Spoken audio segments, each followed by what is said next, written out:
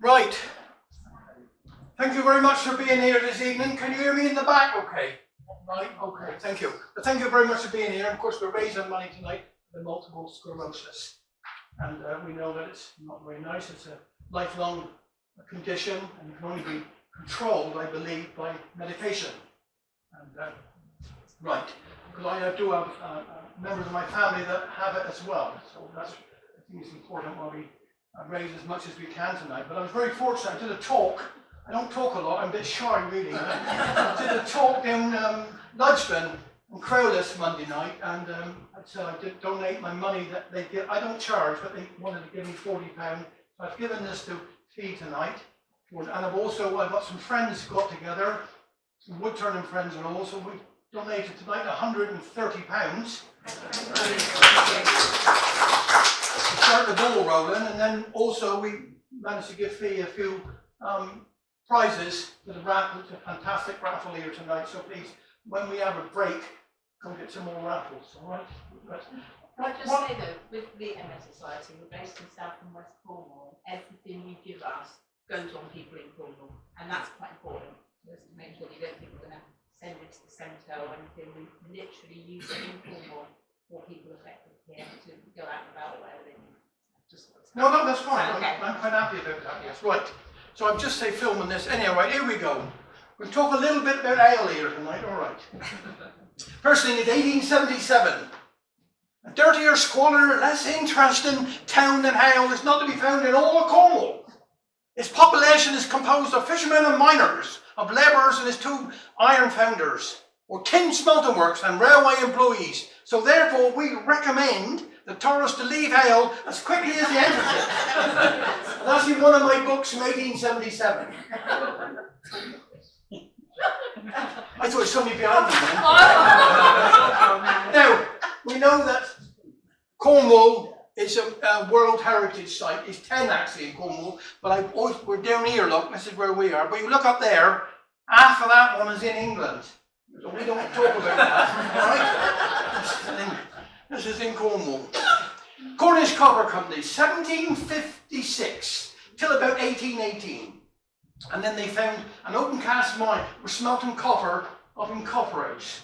Right? Anybody know where the cat's place, protection place is up there? Well, opposite that is where the fish and chip shop, all there, they had 25 furnaces that were smelting copper from 1756 till about 1818. They found an open cast mine in Paris in North Wales, and then they closed this down. But they carried on as the Cornish Copper Company until 1867, then they went bust. But they were then cast in iron, etc., etc. Harvest of Ale, 1779. You've got John Harvey, come from Carnell, born 1830, died 1730, died in 1803. Yes, that's right, John Harvey. Henry Harvey, 1775 till 1850. So when we talk a lot about Harvest, we talk about really Henry Harvey there. And of course, John had 4 sons and 4 daughters. Sadly, he lost 3 sons. So Henry took over in 1803.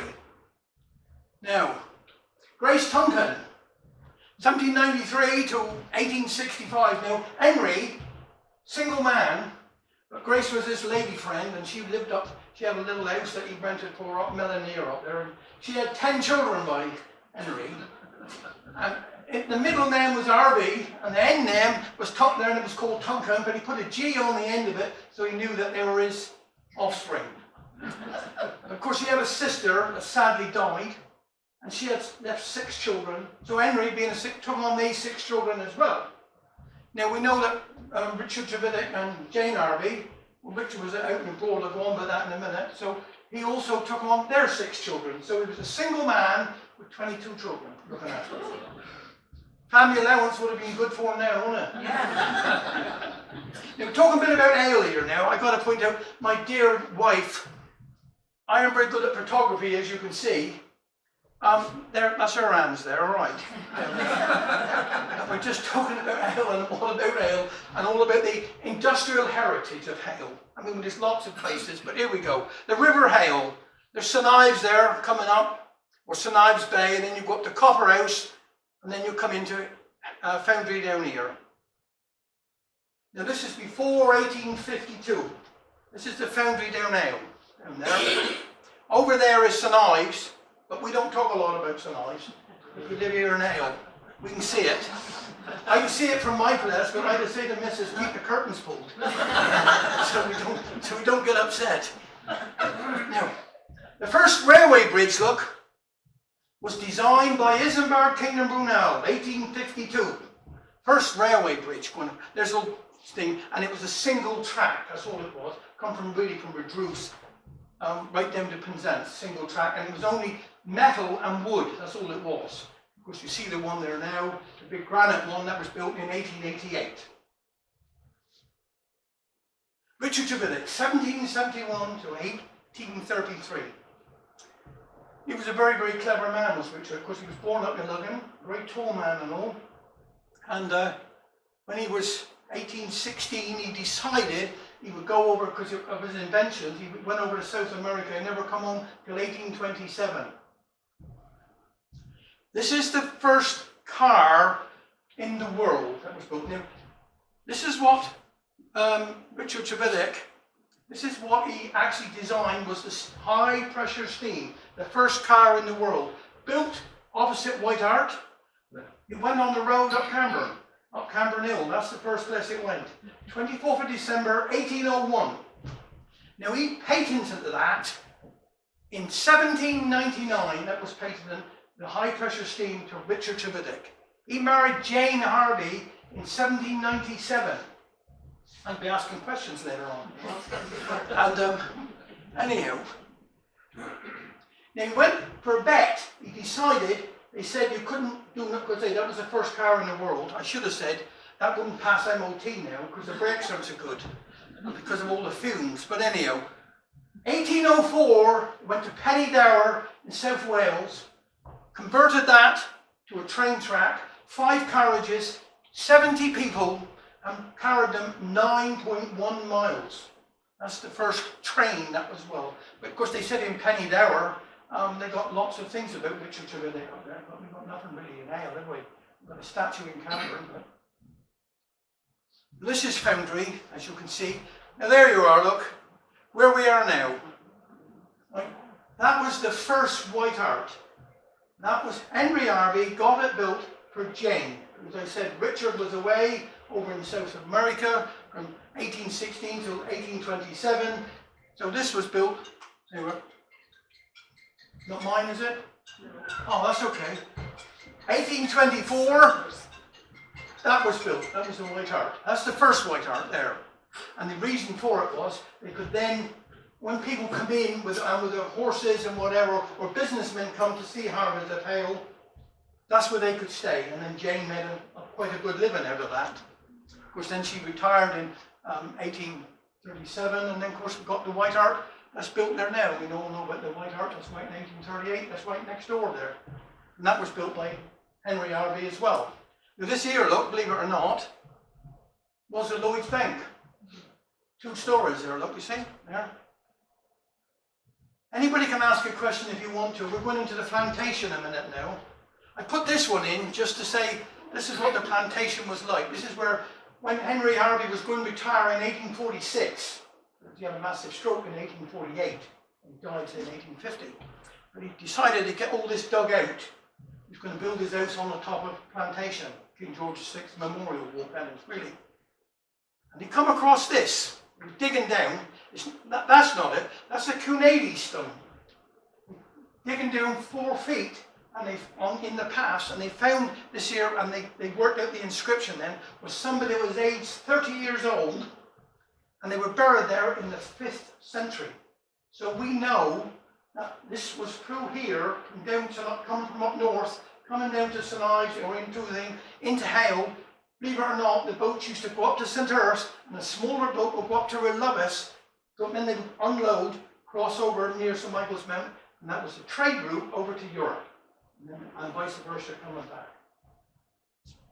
That there now is in the Heritage Centre, upstairs at the moment. Here we go, look, the White Hart. I put this one in just for the simple reason, you look up there, it's got a royal crest. We've done a lot of research, but there was a big fire in the late 1800s in London where all the information was kept. It's So we don't know why they got it, and we don't know why they lost it. But anyhow, that's where it is. Well, that's where it was, and there you are. Look, see, there's the first one there. Now, I put this one in again. That's for Lloyd's Bank, and that was called, as a Marketplace, 1868. But this here is the post office, if anybody knows the post office as it was. 1805, that was called Trelisic Smelting Works, and that carried on till 1853. I mean, well, not that building, but that was Trelisic Smelting Works there. This was the main road. And then these holiday makers started coming, so they took the wall away. Make the road a bit wider. Now, I put the clock in, that's where the heritage where we are now, with slaves, but that there was the thing, and it dates from about 1830. Because the thing, nobody don't really know what that is. That's your first railway station in Isis Gardens. Opposite Asda, there are a bit of gardens that you walk in. There's the first railway station. That was Hale Railway Station, 1837. That was, and that was still there in 1948. Used for lots of things. Now that railway went all the way up Pampole, across over up King George's. Now all you ladies know Marks and Sparks. That wasn't there then. The railway used to walk through there, up to Ingarrick, up the hill, it was towed up the top, and it ended up at Tresavine near Lanark. That's where that railway line ended. But they had a branch off to go down to Patrice, and if the weather was rough and they couldn't get anything, the boats and unload and all in Hale, they could go in Patrice, unload them there, and transport them down through here and to the mines, because it was all for the mines as well, taking goods up to the mines and bringing stuff back. Look at this, Isenberg, Kingdom Brunel, there's a man I like. 1806 to 1859, Isenberg, Kingdom Brunel. The point I'd put out here is, look at that. See, they changed, that was from the great SS Great Eastern. There wasn't no Max Silvers then to lift they chains in place, was it? Everything was all, we call it manpower, horsepower, but that's what they used. So in 1806 to 8, there we go. The Great Western, 236 feet long. These are what he designed, but I said he designed and it got built at Hale, the first railway. So that's the most important part. That was 1837, that one. SS Great Britain, that we know, is now in Bristol, was rescued over near the Falklands in the 1970s. 1842, that was built. Then we look here, look, the Great Eastern. Look at the tonnage, 18,000 up there to 1,000. They had heard through the grapevine that down the road was a place called Australia, but they needed a ship big enough to load it up with coal, go to Australia, and come back. Now, they started building that, well, in 1856, but 1857, or 1858, early 1858, when they was going to be launched, they discovered coal in Australia. It still went up and down a few times, but then they used it because of the fact that was a big ship then. They used it then for all these here cables going across to America, over to Africa, etc., etc. All undersea cables was the Great Eastern. Then you've got bridges, docks, hospitals, railways, ships, the Thames Tunnel, of course. Now, his son was called, Isenberg's son was called Isenberg as well, and he was 3 years old, and him and his father were the first people to ever walk through the Thames Tunnel, before it was completed. Now, you know where this is, don't we? Royal Albert there. I put that down to 1857. What engineering? What engineering? When you say it opened the 11th of April 1858 and 1859, the bridge was officially opened 2nd of May, but I wouldn't have gone across that first go, would you, on a train? Just in case he went down in the water. But that, I can tell you that there one there, that stanchion there, that was down 80 feet below the water line to get rock. So you can think in the 1850s, they had to work 80 feet down in the water. Well, what engineering? I mean, it's unbelievable, isn't it? But that's what they did, that's 80 feet.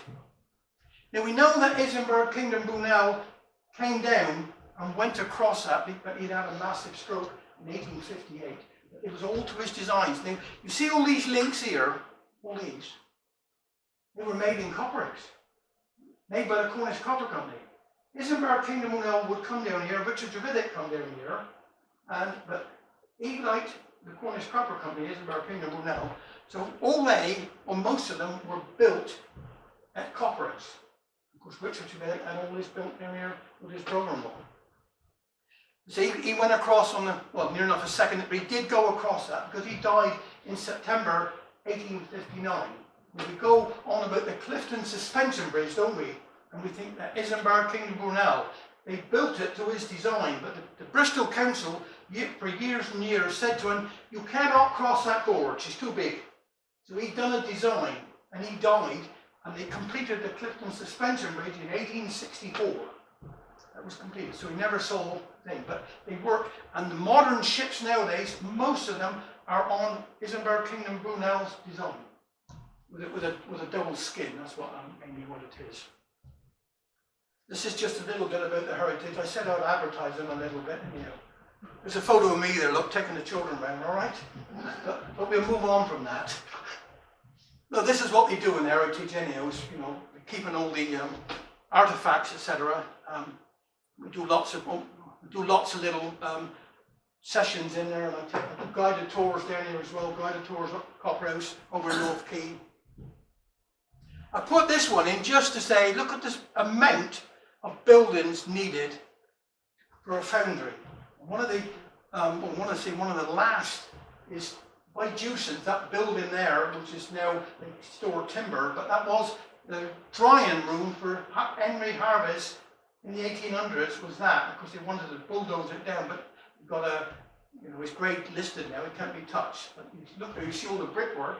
So they used to bring the timbers in from Norway, Canada, etc., tip them in the water, leave them in there for 3 months, and drag them out, put them on trestles in that building, and that was the only way they could season them at that time. And that's what it was all about. Now, Rick Rascola. I've got to talk a little bit about Rick, because people know me that I've never been Cameron, really, not past Cameron, but I went to America 2 weeks ago. I got strip searched when I was in Heathrow because they thought I was carrying drugs. That's true. I do look like a thug, don't I? But of course, I had to go in there and take everything off. I said, my gosh, I've never seen Conan's legs like this. But anyhow, I went over with Rick's wife, Susan, and Trevor and Kim. Invited me over after we got Rick Rascola walk over on the North Quay. So I invited them over to Wandale in memory of their dad, and then they said, you must come over. I said, well, I don't go past Cameron, but I did go. And he was born, he put in by the ice cream place in Foundry there. What was Mr. B's? Mr. B's, they were right there, look. And the reason we've done it that way is because he was a rugby player. He was born in 1937. Now, Drover's Row up by the mill pond. Drover's Row there. This is where his mother lived. And of course, he used to come over and see mother, but they lived on the front street first. But this is where she lived. And then Rick wasn't happy with his mother living there, like that, getting older and all like that, because she was called Sissy. But I won't go into that story too much, but we know all about that. This is the memorial that Hale O'Cornwall Society. We tend to keep it all nice and clean now, and we planted, all sorts in there now, keep it tidy for them. Now this is me looking at the thing out, and this is in what we call the Raptor Trust. Is where, after Rick died in 2001, they because he always loved eagles, they built a big enclosure there, and Susan paid for it in Rick's name. And of course they've got a big American flag, so I was asked to go in there and stand in, and I thought Cornwall and America, Now this is Susan now. Susan's not so well, but the little thing there, we've made them all the family honorary members of L.O. Cornwall Society. So we've got the limit now. So everybody over there is a member. Even some lady out there shopping, I said, oh look, she was American. I made her one as well. I said, just look up on the website, you'll be all right. Now this is Trevor. That's Susan, because Susan is not their mother. I think that's not their mother, and that's Kim. This is the enclosure there. We had a fantastic, 4 days over there. I tell you, every meal was 7 courses. We just had to. So when I got on the plane, come home, I said, I don't want nothing to eat for a fortnight, thanks. I didn't just have a glass of water. Keep going. Anyhow, the Twin Towers. This is what it's all about, the Twin Towers. And on the table, when we have a little bit of break, I'm watching my time, when we have a little bit of break, I was given the American flag with all those that were killed on 9/11, 2,983 people. All the names are on there, and I was presented with that in 9/11. I had a guided tour, etc. And then I bought this book myself, and I got Susan and Trevor and Kim to sign it. So it's a bit of history there, and the other things are all to do with, well, bits and bit of history, but come and have a look. All right, a bit later on. 846, because every September we go down to the memorial and do a little service for them at 8:46, and that's our time, but they're 5 hours behind. So my sister normally films me saying a couple of words, and then we then send it to America, so when they get out, they know that we've already done our little bit from over here. But 846, plane crashed into the North Tower, between floors 93 and 99. 903, another plane hit South Tower. Now, when he hit the North Tower, Rick, because he was in Vietnam and all, that's another story, when he was in Vietnam, when he was made the executive in charge of security, he was on the 44th floor on the South Tower. Every 6 months, he would say to everybody, all the bosses and all, you'll come down and do, a fire drill. So they had to go down, turn off all of this, and go down 2 by 2 down the things. And that actually gave them, when the first plane hit the North Tower, he sent everybody out. He was told, no, it's just a mistake, a plane had come in. He said, I'm in charge, out.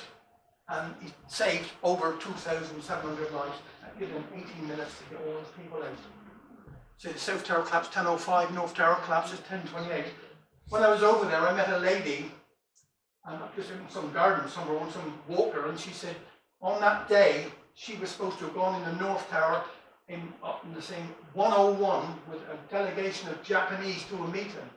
And she said, very rare anybody calls a meeting off, and they called it off that day, and she didn't have to go to work. So she was, I'm actually got her thing, and I said that anybody that was late for work lived. It's happening, you know what I mean? Which is sad, isn't it? But this is just some of the awards that he was given. There's loads of them. It's just a few. The Silver Star, the Purple Heart, 2 Bronze Stars, the Vietnamese Cross of Gallantry with Gold Star, the statue at Fort Benning is the only one at Fort Benning, big massive American base. You've got an man there, the statue. That's how much he was revered. The GWR train named in his honor. The Presidential Citizens Medal awarded by President Trump in 2019. Now I've got a copy of the medal there, and I've even got, believe it or not, an invitation from President Trump to go over there. But I didn't go anyway. And I put America lost a man, but Cornwall lost a son. When he was, the biggest battle, I can say, in Vietnam was called Ia Drang. And the first platoon was wiped out. And they asked Rick to go in with his platoon, and he fought for 2 days, and they said he would stand up and sing to them, his men. You went 18, 19-year-olds, and all your mates are gone. And over that 2 days, they never lost not one man. Not one. 4 injured, nobody dead.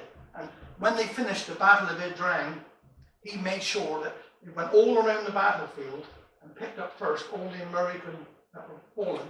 And he said they've got to go home to their parents, their wives, or whatever. So that's what he did. That's how he had it in his and he was made. People say, well, why was he an American citizen? When he went to America, they could see that he had a skill, a natural ability to lead people. And you had to be an officer, you had to be an American citizen. It was Cornishman art that he was American, So. Here we go. That's up there again, there's the white art. And that there, look, is up by Sammy Phillips, just up in the corner. Now that's a grist mill. You imagine that any one day, over 500 horses or mills or whatever, coming in from Houston, St. Ives, Penzance and all, with ore or tin or whatever to be smelted, coming in. Well, horses got to be fed. Well, that was being fed by the mill pond in the beginning by water wheels, and then of course it went a bit to steam afterwards. But that was fed from there, and that's where they used to bring all the corn and grind the corn to feed all the horses. Now you look here, Cornubia Biscuit Works. You used to be able to see that until a few years ago, but that was one of the first automated biscuit works anywhere really, and they started in 1895 and carried on until 1917 on there. This is what's left of the grist mill. I'll go back to that a second.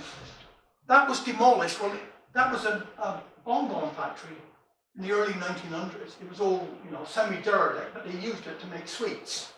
And then when the Second World War came up, because that building was so tall, because what was over the North Quay, Electric Works, ICI Works, and the ESO Works, that's the reason that was demolished, taken down, because they didn't want the Germans using that as a site to bomb over there. So that's what you see there now.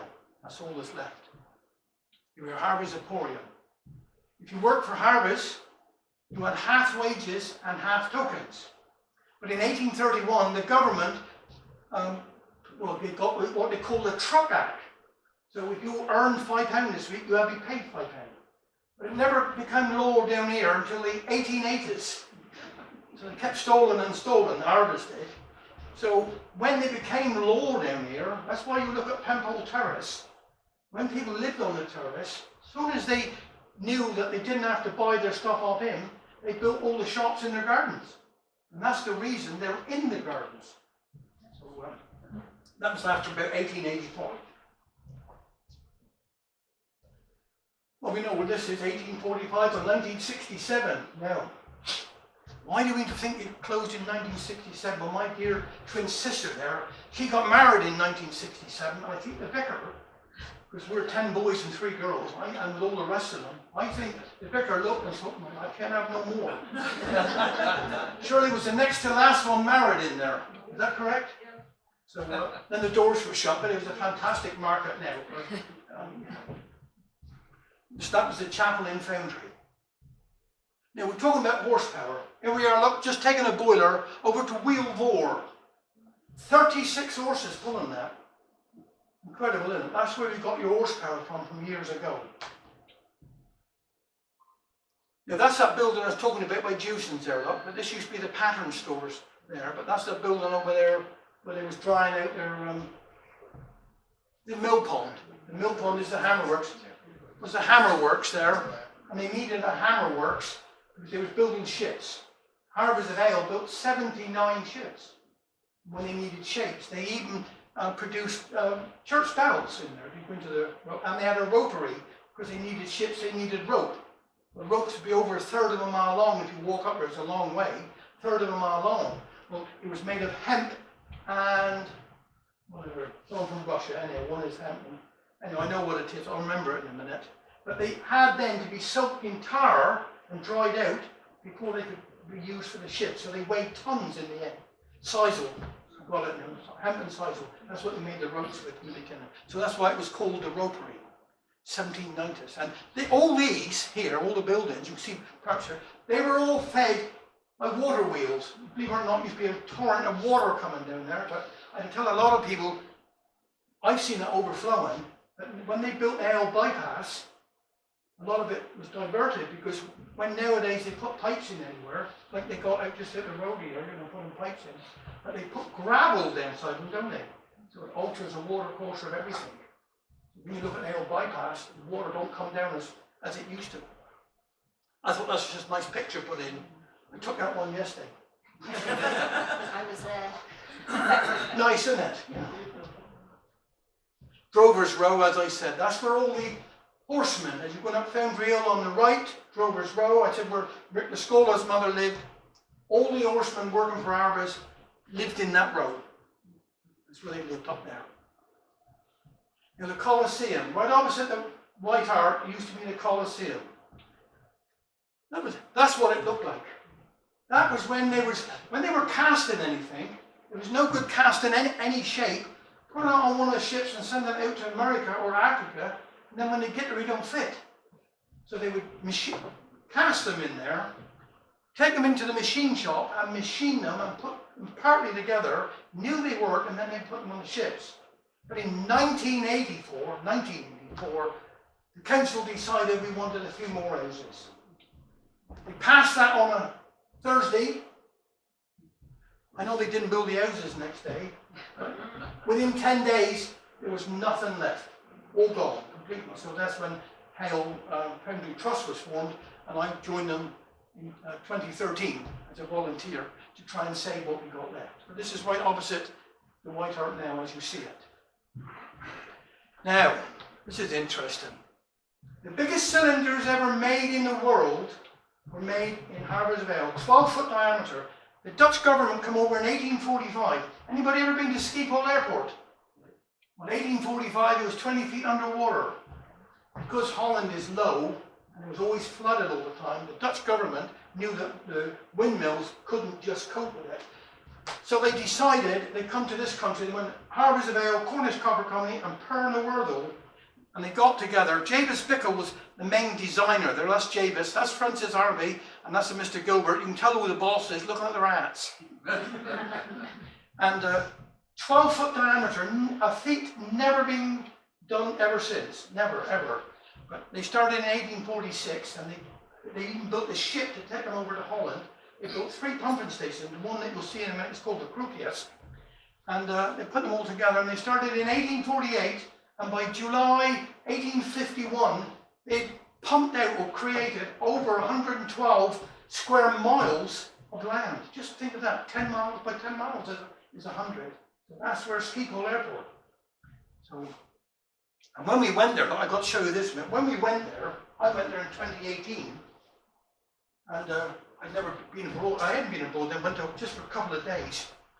And if you look at here, look, all these things here, look, they're all bolted together. Of course they are. And when I went over there, because I was interested in what was going on, and I had a nice tour for 5 hours, and we went in and I could have a cup of tea. We had a bit of tea and a bit of cake.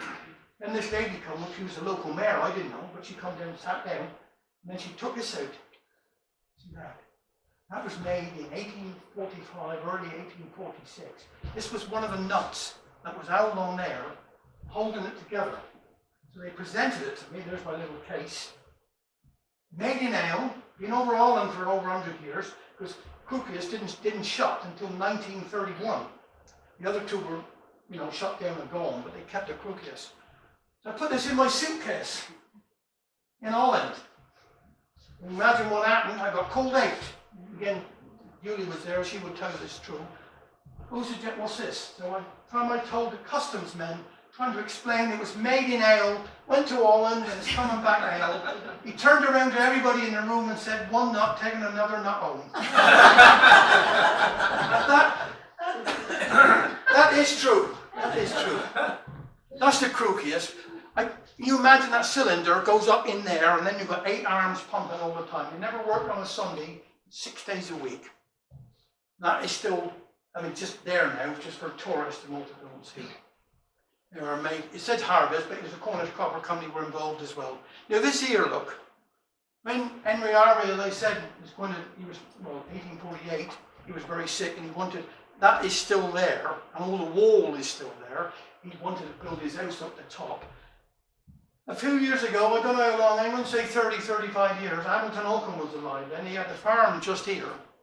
Council come, demolish all that, because he wasn't high enough for our modern lorries. Hamilton come out, because I got his life history, with a double-barrel shotgun. He didn't say it was loaded, and he told the councilman where to go, and they got in their van and drove off. And the time they got back to work, he had the historic people there, and it's listed. Can be touched now. So he saved it really nice, Again, this is all about manpower now, because there was no cranes, was it? Put a net in, look, you 20, 30 men, just wedges, hammers, or just sheer hard work. This Harvey's of Hale produced 75% of the world's pumps at one time in 1840s, 1850s and all. That, believe it or not, that pump is 8 foot in diameter. And they had a cholera outbreak in London, and they called on Harvey's of Hale, and they got these pumps and took them up there, and they saved London from having an epidemic. This is Jabez Bickle.